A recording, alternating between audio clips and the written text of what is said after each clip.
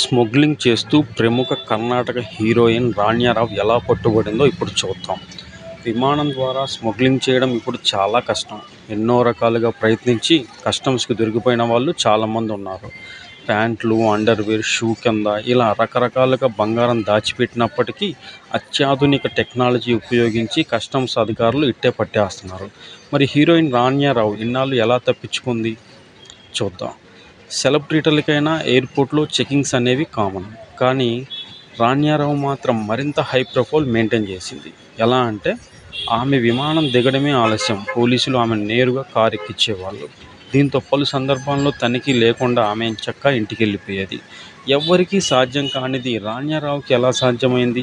ఎలా అంటే ఆమె స్వయాన డీజీపీ కూతురు కాబట్టి. డీజీపీ రెండో భార్య కుమార్తె ఈమె. దీంతో రాణ్యా విమానం దిగిన ప్రతిసారి సెక్యూరిటీ కారణాలు చెప్పి నేరుగా కారు ఎక్కించేవాళ్ళు పోలీసులు. పైగా హీరోయిన్ కాబట్టి ఎవ్వరికీ పెద్దగా అనుమానం లేదు కూడా. కానీ 15 రోజుల్లో 4 సార్లు దుబాయ్ వెళ్ళొస్తున్న రాణ్యారావుపై director of revenue intelligence DRI అధికారులకి అనుమానం వచ్చింది. గట్టిగా నిఘా పెట్టారు. ఎప్పట్లానే రాణ్యా విమానం దిగింది. పోలీసులు ఆమెను కారు ఎక్కించేందుకు రెడీ అయ్యారు. DRI అధికారులు మాత్రం వదలలేదు. పోలీసులు అభ్యంతరం చెప్పినప్పటికీ తమ డ్యూటీ తాము చేశారు. ఇంకేముంది, ఏకంగా 15 కిలోల బంగారంతో అడ్డంగా దొరికిపోయింది హీరోయిన్ రాణ్యారావు.